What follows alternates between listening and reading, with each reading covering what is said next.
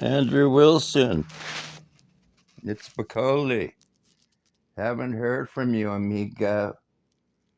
Yep, you sure got a big fucking mouth when it comes to talking to Alex, calling him an imbecile. Nah, he half is. You should have called him a half imbecile. But it seems, my friend, I've laid the gauntlet down. I'm calling you a chicken fucking shit for not debating me. Yeah, that's what I thought. Just like my last vid said, I'm going to tag you in this one too. You're just a chicken shit. Because you can tell. I don't know if you've seen me before, but you can tell from my vids. I'm a pretty eloquent motherfucker, dude. Yep. And no, I don't edit my vids together. Nah. Like a lot of these fucks do.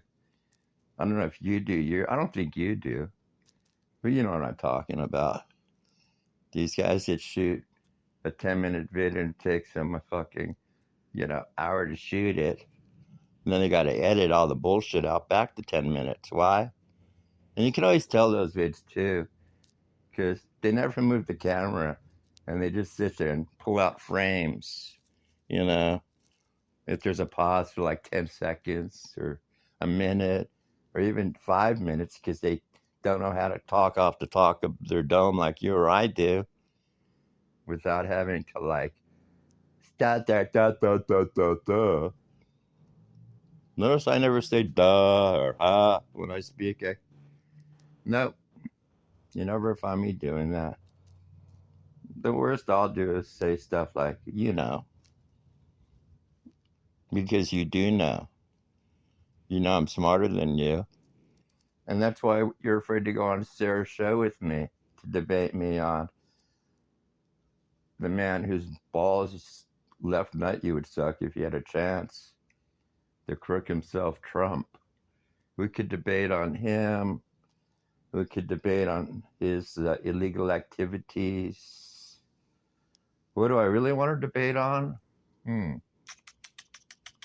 That's a good one. We could debate on Trump's tariffs if you want. How he's going to ruin the economy by doing it. Yeah, he's going to bring jobs back here, sure. It only takes a few years to build a fucking factory. And you know, as well as me, Andrew. What was that? I thought some guys people in my neighborhood cruise on golf carts. I thought this guy was going to crash into my fucking car. Almost had a fucking mailman hit me a couple of weeks ago. Yeah, they weren't paying attention. It wasn't my fault. Only it wasn't one of the cute ones. There's a cute blonde male woman and a cute Hispanic male woman I see all the time. This was the dude. Yeah. Fucker almost hit me. Nah, he's a good dude. So Andrew, you don't want to debate a semi-famous top award-winning filmmaker? That shouldn't scare you. What should scare you is my 20 years as a top legal analyst working for Quinn Emanuel and Joseph Cotchett Jr. Yeah, why don't you look up Quinn Emanuel? It just type in Quinn Emanuel. I forgot the last two names. Quinn Emanuel et al.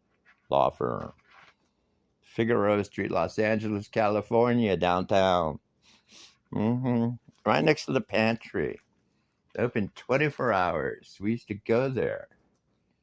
Why? Because I'd be working on cases. Literally, Andrew. I had a nice office too. Nice window view. Yep. Guess what? I think we took up 4 or 5 floors. We had our own gym there too. We had an indoor basketball court on like the top floor. Oh yeah. God, I was making good money. You know what I was making there as legal analyst, Andrew?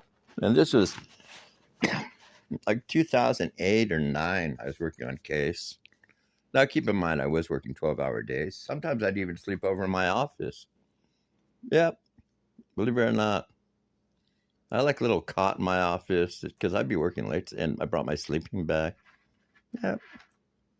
No worries. We had a full kitchen. In fact, we even had our own little uh, barista. We had free coffee. We could get anytime we wanted, like free coffee. We had our own little coffee bar there, barista. It looked like we our little Starbucks right there. Oh yeah. Oh, the partners were all making millions. Wait, you go into our parking garage, it was like, no, it wasn't just Beamers and Mercedes. Like some of our partners would be driving like Ferraris and shit. Lotuses, Aston Martins. Every one of our partners made $1 million plus a year. Mm-hmm. No one of our partners was. It was a famous female attorney. Oh, we had a lot of famous people worked for us. Oh yeah. What was I making in 2008 with these folks? What was I making? It was probably about, I was making about 10 grand a month. I was making $120,000. Yep. 120 grand a year they were paying me. Mm-hmm. The best part was I was a contract employee. So I didn't have any like billable quotas or anything. Where you had to do, well, even if I had billable quotas, I would have maxed out on all of them. Oh, yes. It was the good old days. So it sounds to me that's probably scaring the living fuck out of you, and it should. So wait, even if they bring jobs back here, manufacturing jobs, like 75% of those jobs would be robotics anyway. So who gives a fuck? I mean, like, wait. I can't get Americans to work fast food. You think I'm going to make them put cell phones together? And your buddy Trump just he's exporting all the workers that would do that, all the illegals. Mm-hmm. So, Andrew, contact Sarah, leave me a comment. Otherwise, you're a fucking chicken shit. Really? No. You can't use the excuse, well, you've only got 2 subs on your channel. Dude, my vids are mostly loaded up on famous DJs like Martin Garrix's channel, where there's like a 20 million subs, dude. Armin van Buuren, 8 million subs. I mean, give me a fucking break. Ultra Music, 2-3 million. I don't even fucking know. What is this dude doing outside my house? It's weird, man. Like, I live in like a golf community, so there's always people like, and I live near like a big green belt. I don't actually live on the golf course in this house. It's, thank God I don't. But no, like I live on the biggest green belt in the whole place. It's where like everybody like this thing's like fuck.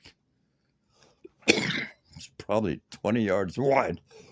It goes down probably a quarter mile maybe. So everybody walks their dogs on it, and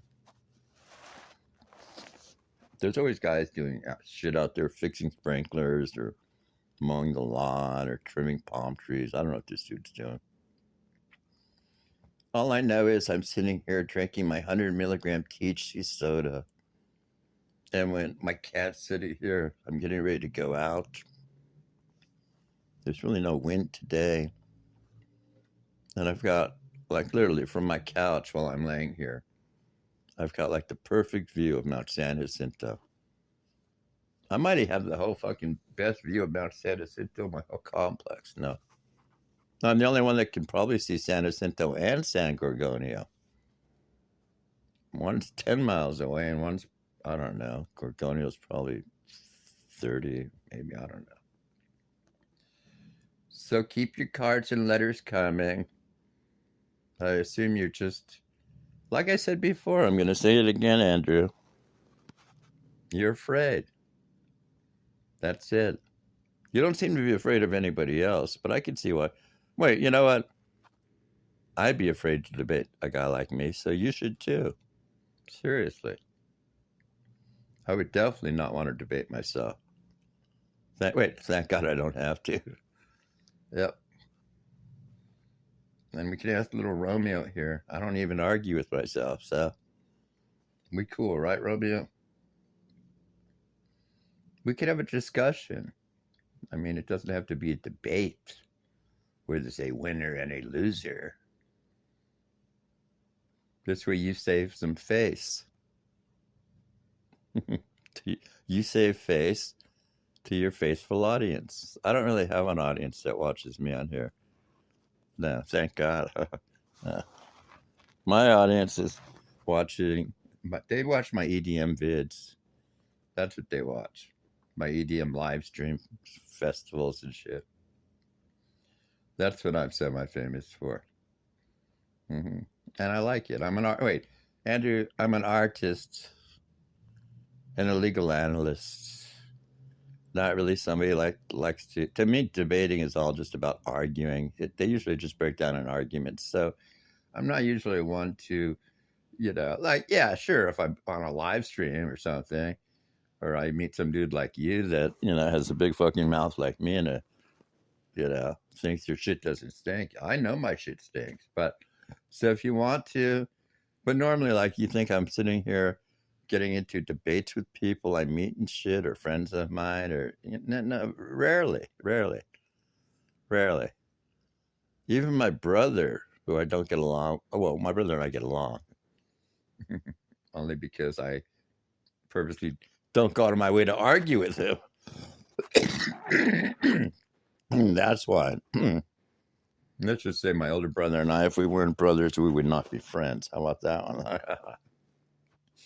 We're like polar opposite. Wait, the only thing my brother and I have in common is we both smoke weed. Other than that, we got nothing in common. No, actually, he's generous, dude. I'm generous. There's other things. Wait. And the biggest thing of all, we share the same mother and father. How about that? Mm-hmm. No, so that's how it is. I mean, you're sitting there calling Alex an imbecile for not wanting to debate you last minute, calling him a rage quitter.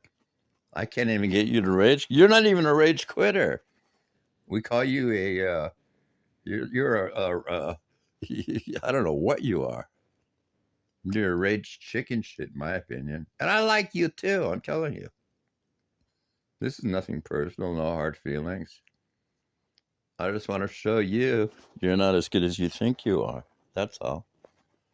See, you just need to see. I think you debated so many dumb shits. It's like an MMA fighter fighting like like a high school wrestler. That you're not going up against the real challenging types, the high IQers like me. And I think you're afraid to. If not, you'll leave a comment or you'll tell Sarah, and Sarah and I will arrange it. Mm-hmm. Oh, yes. I'd like to talk about his tariffs, if you're pro-tariff, because his tariffs, even if you're for the tariffs, the way he's laid the tariffs out and, jacked the fucking stock exchange so the market's up and down, one could only wonder one thing, and we can debate this too. He's probably doing insider trading, is my guess. Mm-hmm. In fact, wait, he calls Biden a crook? I guarantee you, Trump and his cronies and family are insider trading on all this knowledge with the tariffs. So we can debate that too. But right now, you're just a chicken shit until I hear otherwise.